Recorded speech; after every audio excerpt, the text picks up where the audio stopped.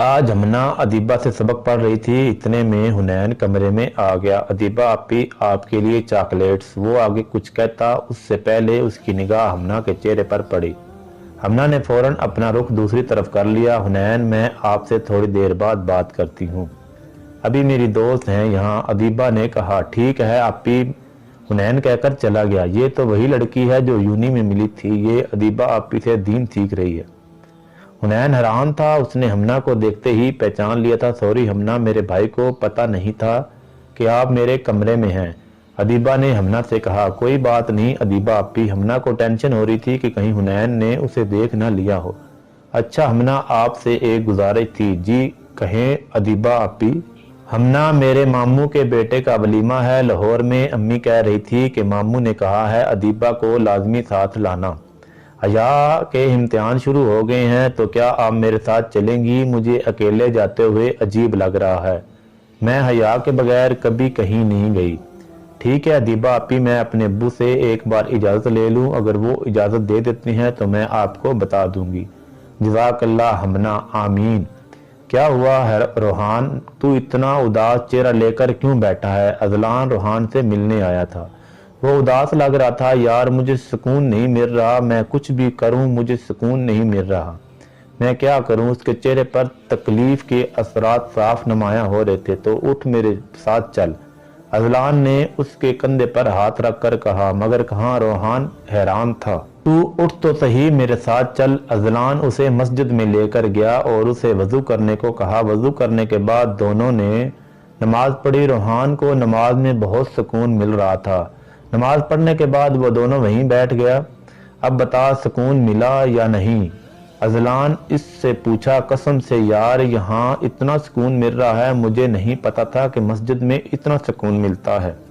रोहान ने अजलान को की तरफ देख कर कहा, तुझे पता है अल्लाह ताला ने कुरान पाक में फरमाया है, जिसका मतलब है सुन लो, अल्लाह के जिक्र से ही दिलों को सुकून मिलता है। तू सही कह रहा है यार, मुझे सच में बहुत सुकून मिला यहाँ आकर।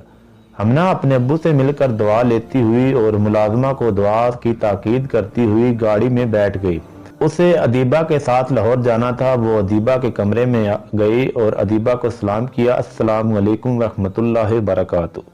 कैसी तबीयत है आपकी अदीबा आपी? जी अल्हम्दुलिल्लाह ठीक, आप सुनाए? मैं भी एक दम फाइन, जज़ाकल्लाह के साथ चलने के लिए आमीन। कोई बात नहीं अदीबा आपी। अदीबा आपी आप तैयार हो? हुनैन कमरे में आया। हमना ने हुनैन को देखकर रुख फेर लिया। हुनैन, हम तैयार हैं, कब निकलना है? अदीबा ने कहा, मैं अम्मी अब्बू और दीगर रिश्तेदारों को भिजवा दूं एयरपोर्ट, फिर हम सब निकलेंगे। ठीक है। हुनैन नीचे आया और सबको एयरपोर्ट के लिए रवाना कर दिया। फिर अपने कमरे में आकर सब चीजें देखने लगा। वैसे तो सारा सामान तैयार था। उसने अपने बैग को अदीबा के लिए चॉकलेट्स रखी और फिर बैग्स उठाकर बाहर निकल गया। अदीबा आपी चलो अदीबा और हमना दोनों ने हिजाब दुरुस्त किया और गाड़ी में बैठ गई। अजलान के साथ रोहान भी इन्हें एयरपोर्ट ड्रॉप करने आया था।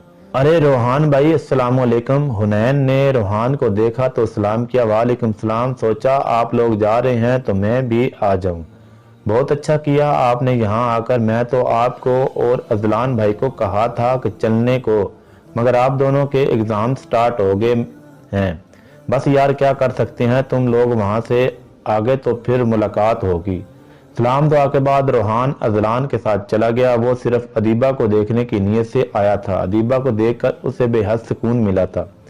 खुद को बावजू किया, तेरे तसव्वुर से पहले मैंने इस तजर्बे तक तेरी मोहब्बत को पाकीज़ा रखा। सफ़र का इख्तिताम हो चुका था, कल वलीमा था। सब घर पहुंचकर आराम की नीयत से अपने कमरे में चले गए। हमना सो चुकी थी और अदीबा अभी लेटी ही थी कि दरवाज़ा नॉक हुआ। अदीबा ने हमना की ब्लैंकेट सही की और दरवाज़ा खोला। हुनैन और फातिमा बेगम अंदर आए। हुनैन बेड पर बैठ गया। फातिमा बेगम अदीबा को अपने साथ लेकर चली गई। उन्हें कुछ दुआएं वगैरह पूछनी थी। हुनैन अदीबा के लिए चॉकलेट्स लाया था, उसने वो चॉकलेट्स बेड पर रख दी। फिर उसे एहसास हुआ कमरे में हमना भी है। वो जाने की नीयत से उठा ही था कि उसे नींद में बोलती हमना की आवाज़ सुनाई दी। جس کی وجہ سے اس کے چہرے پر مسکراہٹ آ گئی۔ اپنے کمرے میں آ کر وہ مسکرا رہا تھا۔ ہمنا کی بڑبڑاہٹ سے خود بخود اس کے سب مسکرا رہے تھے۔ اس کے الفاظ ہی اتنے پیارے تھے۔ دین حنین کے لیے نہیں، دین اللہ پاک کے لیے سیکھنا ہے، وہ میرا ہو نہ ہو بس میں اللہ پاک کی ہو جاؤں۔ اگر اس کا ڈمپل ہمنا نیند میں بھی پریشان سی تھی تو محترمہ نے اپنے سوالات کے جوابات خود ہی دے دیے۔ میں بھی پریشان تھا کہ یہ ڈون جیسی لڑکی کو کیا شوق چڑھا ہے دین سیکھنے کا۔ وہ سوچتے سوچتے تھوڑی دیر بعد سو گیا۔ روحان بیڈ پر بیٹھے ہوئے اپنا مستقبل سوچ رہا تھا۔ ادیبہ کیا تم مجھے مل سکتی ہو؟ خود بخود اس کے دل میں خیال آیا۔ اس نے خیال کو جھٹکا اور سگریٹ لے کر بالکونی میں آ گیا۔ اس نے سگریٹ جلائی اور آسمان کو دیکھنے لگا۔ یوں جو تکتا ہے آسمان کو تو کوئی شخص رہتا ہے۔ آسمان میں کیا؟ یہ مجھے چین کیوں نہیں پڑتا، ایک شخص ہے جہاں میں کیا؟ اس کو وہ دن یاد آنے لگا جب وہ اس کی کھڑکی پر چڑھا تھا۔ اذلان نے اس کے ہاتھ سے سگریٹ لی۔ وہ سوچوں میں اتنا مگن تھا کہ اسے خیال ہی نہیں رہا کہ اس کی انگلیاں جل گئی ہیں۔ عشق کی وہ مثال ہے جسے کوئی سگریٹ تم نے سلگائی اور وہ ٹھیک سے سلگ نہ سکی۔ اس کا ہر کش تمہیں آدیدے گا مگر بجھانے کو دل نہیں کرے گا۔ کیا ہوا یار، جب سگریٹ پینی ہی نہیں تھی تو جلائی کیوں؟ روحان نے اپنی انگلیاں دیکھی اور پھر اذلان کی طرف دیکھنے لگا۔ کیا ہوا یار، یہ کیا حال بنا رکھا ہے تو نے؟ کوئی پرابلم ہے تو بتا نا یار۔ اذلان نے اس کی آنکھوں میں نمی دیکھ لی تھی۔ اذلان ہاں یار بول، اذلان نے فکر مندی سے کہا۔ اذلان ادیبہ اس سے آگے روحان سے بولا نہیں گیا۔ اذلان اسے لے کر کمرے میں آیا اور بیڈ پر بٹھایا۔ اذلان مجھے وہ چاہیے۔ اذلان وہ ایک چھوٹا بچہ لگ رہا تھا جو کسی چیز کے لیے ضد کر رہا تھا۔ دیکھ روحان، اس کو پانے کا صرف ایک ہی طریقہ ہے۔ اذلان نے اس کے کندھے پر ہاتھ رکھ کر کہا۔ بتا یار کیا طریقہ ہے، میں اس کو پانے کے لیے کچھ بھی کرنے کو تیار ہوں۔ اگر تو اس کو پانا چاہتا ہے تو تجھے خود کو بدلنا پڑے گا۔ وہ کتنی نیک ہے اور تو خود کو دیکھ، اس کے گھر والے کبھی اپنی بیٹی تجھے نہیں دیں گے جب تک تو خود کو نہیں بدل لیتا۔ اذلان نے اس کے ہاتھ پر دعا لگاتے ہوئے کہا۔ اذلان میں تو بہت کوشش کی ہے مگر میں اس کو بھول نہیں پا رہا۔ میں آنکھیں بند کرتا ہوں تو وہ یاد آنے لگتی ہے۔ روحان نے بے بسی سے کہا۔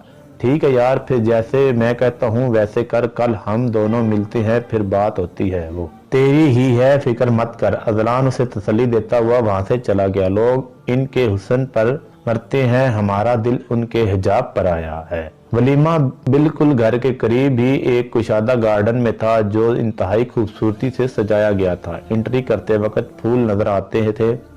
ادیبہ اور ہمنا نقاب کیے ایک طرف بیٹھی تھی۔ ہمنا سچ میں اگر آپ نہیں آتی تو میں نے اکیلے بور ہو جانا تھا۔ اوہو، اب تو آپ غالباً دوست ہیں تو میں بھی اپنی دوست کے لیے اتنا تو کر سکتی ہوں۔ اب میز پر کھانا شروع ہو چکا تھا۔ انہوں نے حجاب کی مدد سے بڑی آسانی سے کھانا کھا لیا تھا۔ ابھی وہ دلہن کو دیکھنے جا رہی تھی کہ ادیبہ کی مامی ادیبہ سے ملنے آئی۔ ادیبہ بیٹا اپنا چہرہ تو دکھاؤ، شادی میں کیا پردہ کرنا۔ ہاں بیٹا، پردہ تو آنکھوں کا ہوتا ہے۔ برابر میں کھڑی ایک عورت نے مداخلت کی۔ حنین ان کی بات سن چکا تھا۔ وہ کچھ کہنے ہی والا تھا کہ ہمنا بول پڑی۔ آپ کا چہرہ دیکھنا ہے تو آپ گھر تشریف لائیں، ہم ضرور آپ کو چہرہ دکھائیں گے۔ وہ دونوں مسکرا دی۔ ٹھیک ہے بیٹا، ہم گھر پر دیکھ لیں گے۔ دلہن سے مل کر دونوں چلی گئی۔ ابھی وہ دونوں کمرے میں تھی اور کچھ باتیں کر رہی تھی کہ دروازہ ناک ہوا۔ کون؟ ادیبہ نے پوچھا۔ آپ ہی، میں ہوں حنین۔ ہمنا نے سنتے ہی دوپٹہ ٹھیک کیا اور کھڑکی طرف رخ کر لیا۔